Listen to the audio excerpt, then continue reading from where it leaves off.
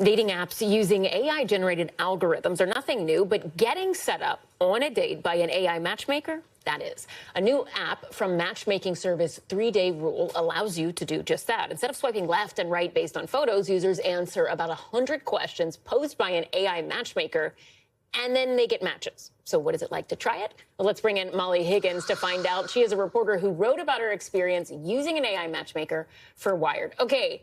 As someone who is just deeply invested in Love is Blind right now, I have many questions. Take me through the questions, right? Because I think people have heard conceptually, and for me, it's like based on reality shows of like an actual human matchmaker asking questions, Married at First Sight, shows like that. Yeah. But how does the AI work? Is it sort of hitting at the same questions? Yeah, so it is about a 3-day process in about 10 or so minute increments where they start out kind of generally asking you what you're looking for when you're using the service, right? What has been your problems with dating in the past and sort of what you're hoping to get from it.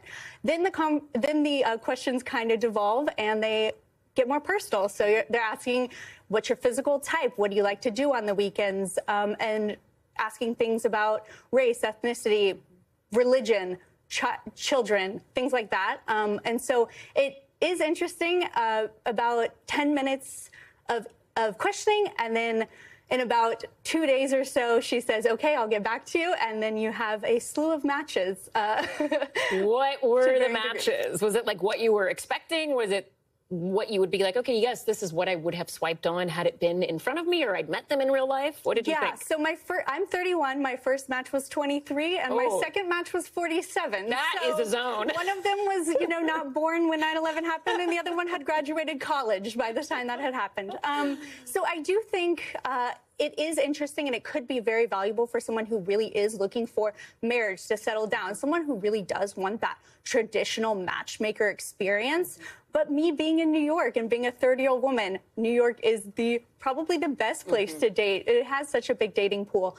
So I didn't find love, unfortunately, while I used it, but it was really interesting to see the different types of people who were using the app and really what they were looking for. What do you think would be the benefits of using something like this versus calling in an actual matchmaker? Is it beneficial if you're like isolated in an area where it's harder to just meet people because you don't float around as much, per se? Like, I'm from Georgia. Like, I know those communities well, how that can happen.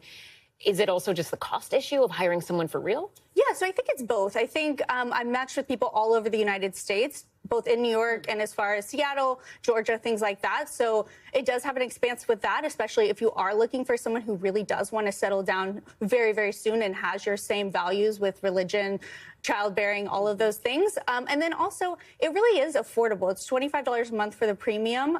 You get guaranteed matches. You get an AI dating coach as well, who kind of helps you along the process of dating and getting to know people. And so traditional matchmaking white glove services like 3-Day Rule, they can be anywhere in 5 figures, $10,000 and upwards. So it really does make it affordable, and it really does kind of make it contemporary, modern, because you really think of matchmaking with traditional values. Your parents are helping you, things like that, right? And so this kind of is helpful to integrate that swipe culture that we kind of are integrated with, but it modernizes matchmaking a little bit. Do you think this is like the future of where dating and apps are going, or is this just kind of like a try it now? I think it is valuable and it was interesting, but I think that my takeaway from it was that dating is really only fun when you're getting to know the people, right? And it turned into us just talking to each other through our AI bots. So that's kind of where the disconnect happened. Right now, I think it's still in its early phases, and it could be helpful,